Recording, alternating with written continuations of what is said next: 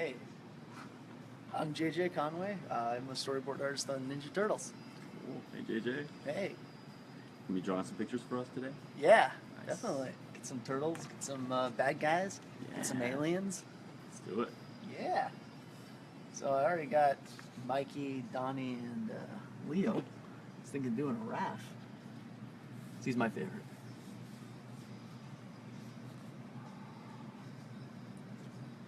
So Roth's your favorite turtle?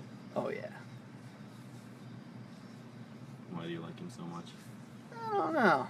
He kind of got grandfathered in when because I loved Raph as a kid when I was like 3 years old, watching the original Turtles show.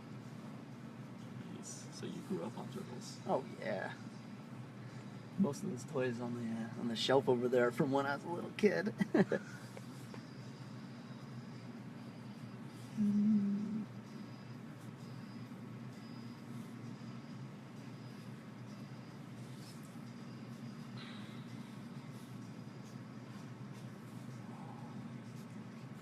cool. What was your favorite thing about watching turtles as a kid?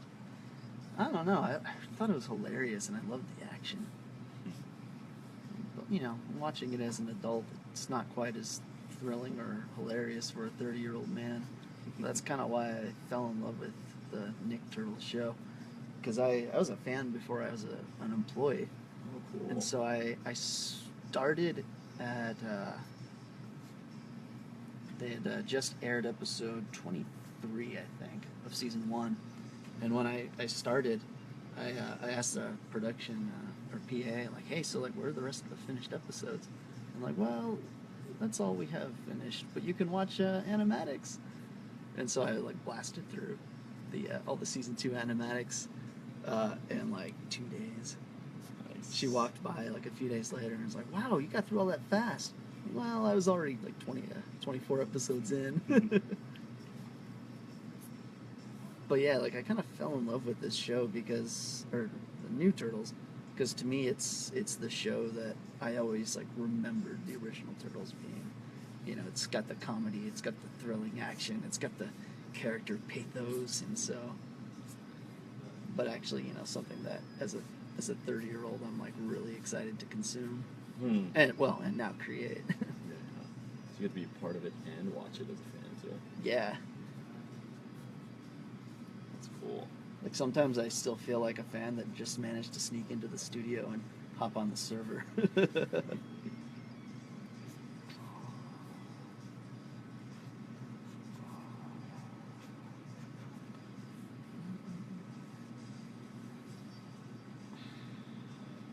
So what were you doing before you came here? Before I was here, I was at Hasbro on Transformers Prime for their 3rd season. So that was fun. I was doing it as a storyboard revisionist there, and so I started on this show as a storyboard revisionist, and then I got promoted. So I started. My first episode was I worked on the very touching up the shipping animatic for part 1 of the Manhattan Project, the mid-season finale for season 2. And so that was the first episode I ever touched. And by my first episode as a full board artist was 402, the one that was it the Moons of Talos 3, which introduces Mona Lisa and Sal Commander. Cool. My director thought a good way to kind of for me to get my feet wet as a storyboard artist was to storyboard the 3rd act of the episode. I kind of thought it was more of a hazing, but Trial by fire, right? yeah, exactly. Trial by fire. That's cool. I kind of went a little overboard, and so like it was my 3rd act ended up being like 13 minutes, I think. Wow, that's a lot of drawings. Yeah, it was a lot of drawings that were cut also. But it was a really good experience, really fun kind of, because at that point Mona Lisa and Sal Commander weren't really established in our show. And so, working on the episode that introduced them gives, a lot of freedom to kind of explore and help figure out who those characters are. Nice. And and I love them now. And then I also got to work on their next episode, 408, War for Dimension X. And my director again gave me the third act. You're just a good finisher, right? I guess so. Yes. I think he's trying to tell you something. That's a cool Yeah. Nice. My favorite. So some fans are wondering if you have a storyboard that you could show us at all. Do you have a favorite sequence that you've ever boarded? Oh, I have lots. Nice. I have lots. Unfortunately, my favoriteest ones haven't aired yet, so you don't get to see them. Nice. Not yet. So we have a lot to look forward to then, huh? Oh yeah. Nice. I mean, I obviously can't say much, which is hard because I'm so excited about like the end of season 4, like season 5. Nice. Nice. Well, Yeah. maybe you could show us something that you've done before already? Yeah, definitely. Cool. So Check out some of his toys in the meantime. You're a big Bebop Rocksteady fan? oh yeah, I love those guys. Nice. Kind of I think that as a revisionist, we were able to storyboard a couple of sequences Mm. here and there, to kind of train us to eventually, hopefully, be promoted, which I was. But as like a young, bold revisionist, I asked my director if I could storyboard the mutation scene for Bebop and Rocksteady, and he kind of looked at me and goes, "It's a pretty important scene." All right, fine. And I boarded it, and it was what I boarded was pretty close to what actually aired. So I think, Wow. I think that's kind of what got me a little recognized, and Yeah. actually allowed me to get exciting scenes and eventually promote it. Nice.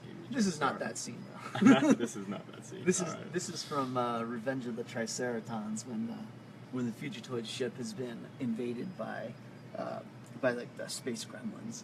Okay.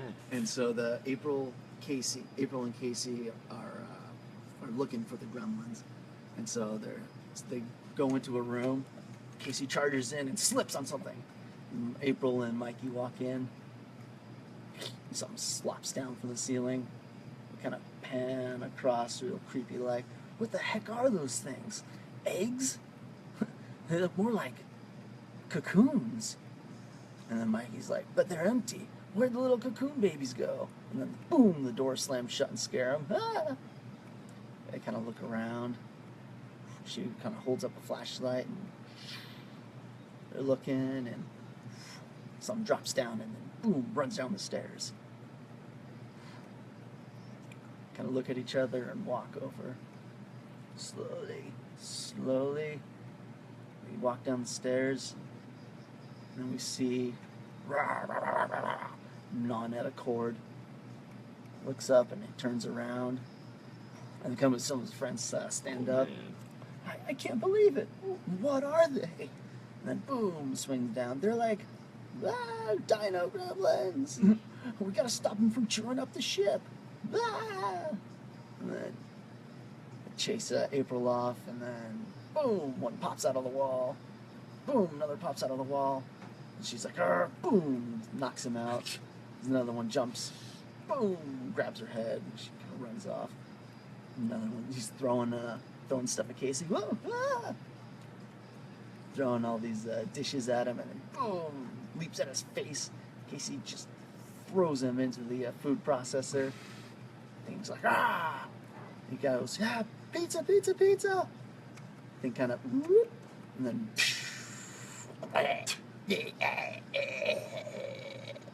Excellent sound effects. So Mikey's getting his butt kicked by a gremlin. He's slamming his face against the TV.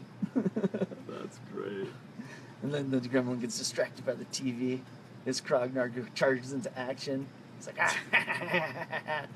And then boom, these guys get levitated by April's magics.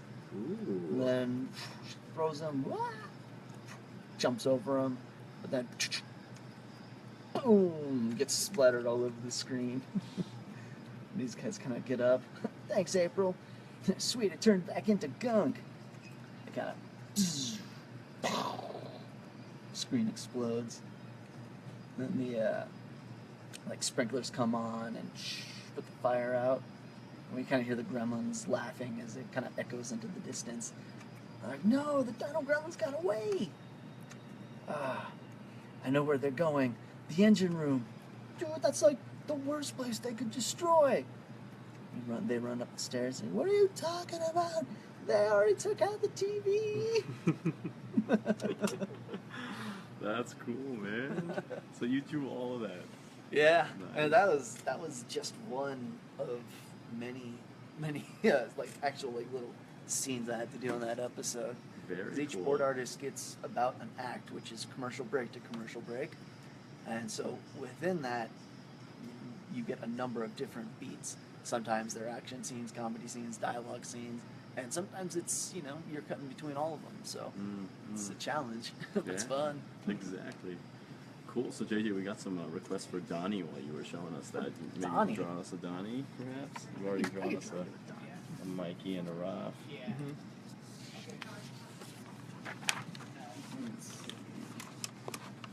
Some cool stuff you've drawn already. Nice. But another Donnie, huh?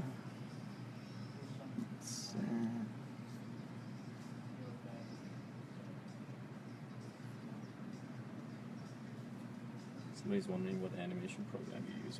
Is it a Toon Boom Storyboard Pro that you draw in? We actually use Photoshop on this show. Very cool. I think it's not many shows that I've heard of use Photoshop to storyboard, but it's interesting. It works for you guys. Yeah, once you kind of know how to use it, it's weird because you kind of got to trick it into being a storyboard program, but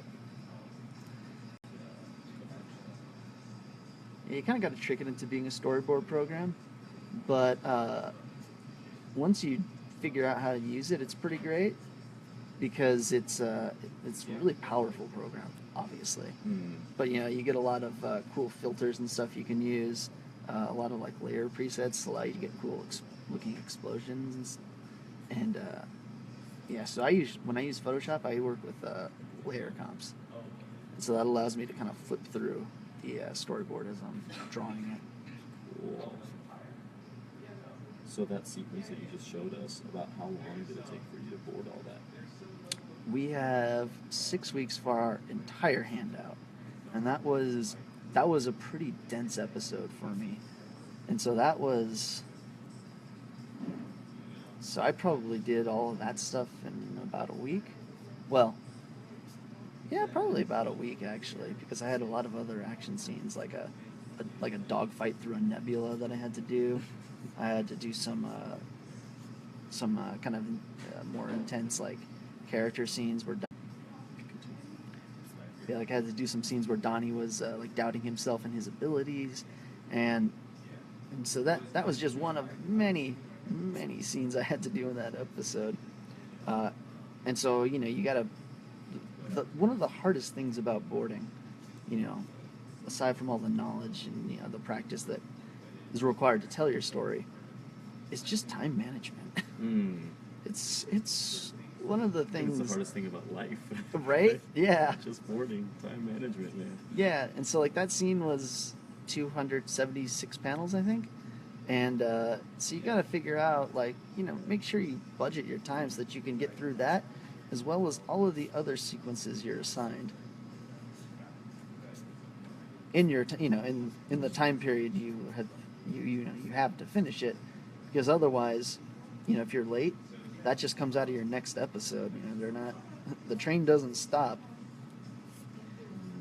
So you don't want to get stuck in a loop of, you're late on this episode, and so you're starting the next episode late, and then that's no good.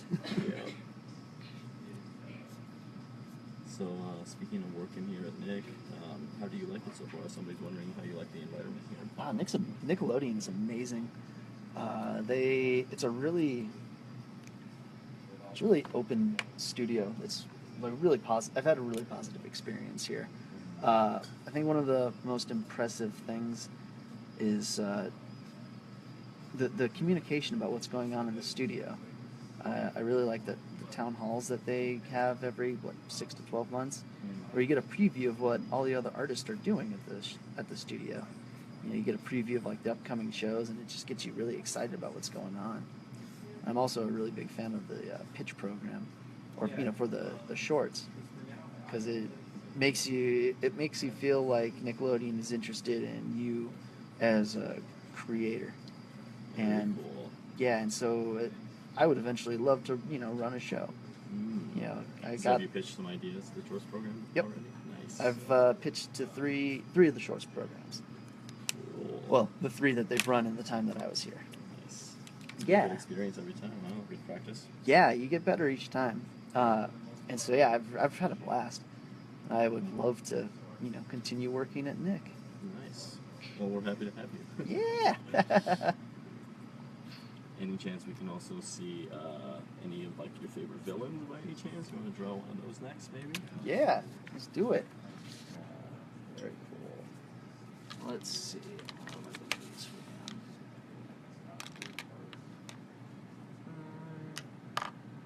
Yeah, they'll be blue. And somebody's wondering how you got your start in animation. Did you go to school for it or anything?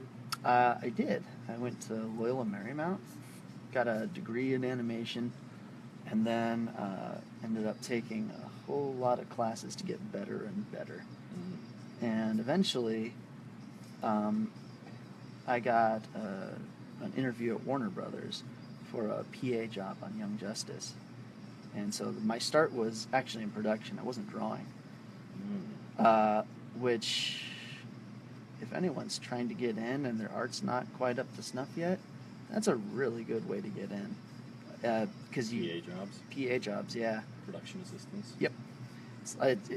I never would have thought to pursue those jobs had one not been, had a friend not contacted me and said, hey, we don't have any art jobs for you, but if you want to do production, I'd love to recommend you.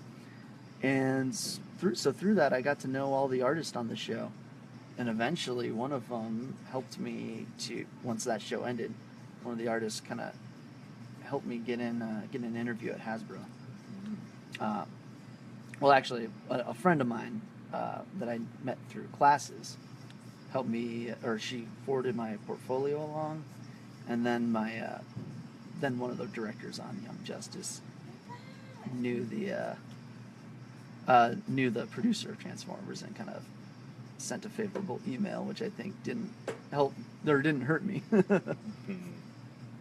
But I got an interview, and then they called me a few days later and were like, hey, we'd love to have you. That's awesome.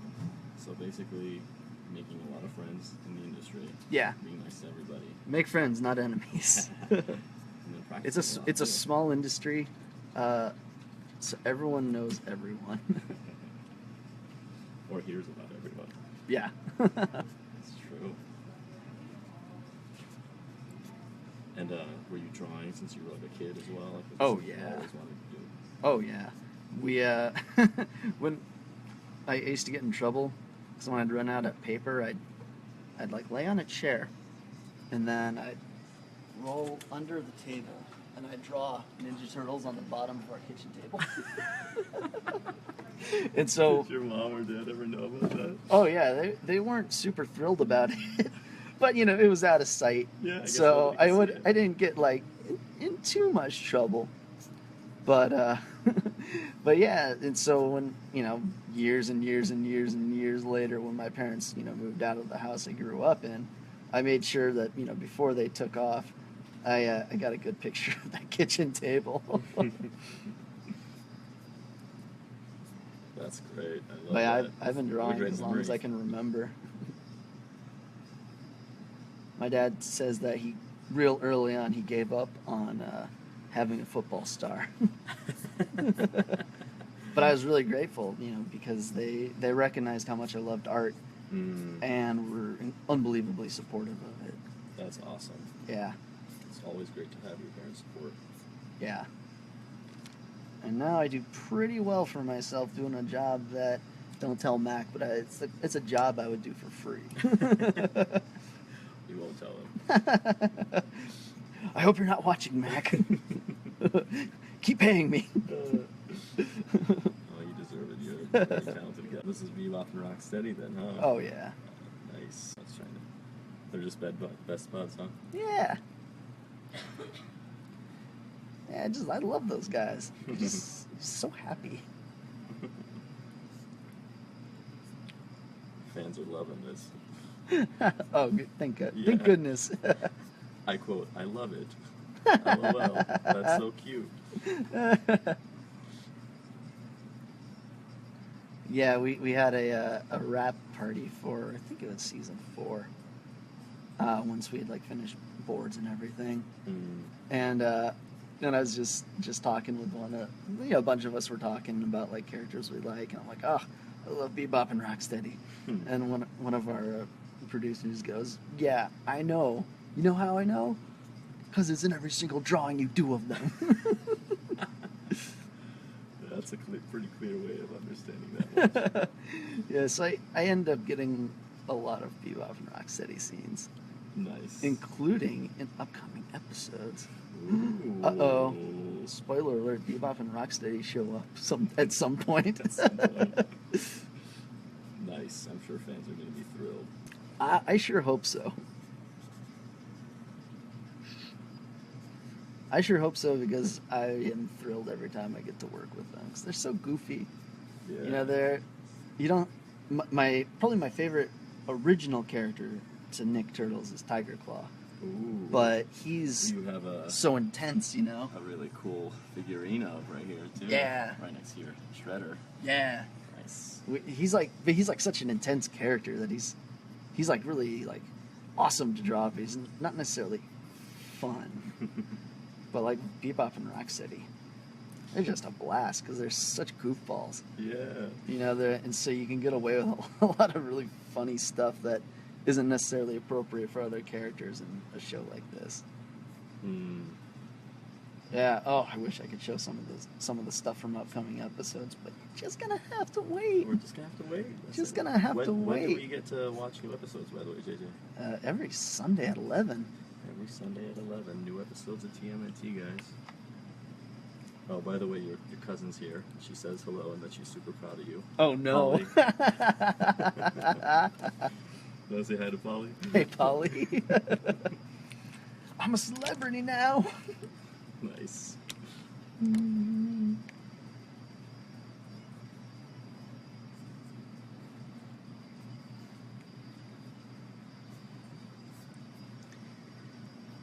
Yeah, Bebop and Rocksteady, they're just great. When I first started on the show, you know, they hadn't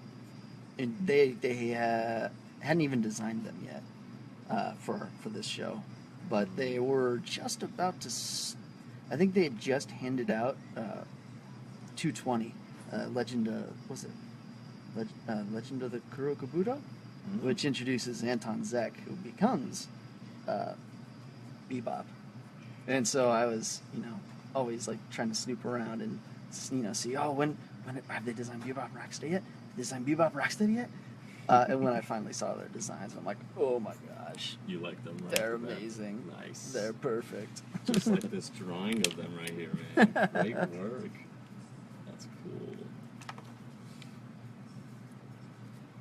Sweet. Look at all these awesome drawings you got for us, man. The fans at home are loving this. This is great. Nice.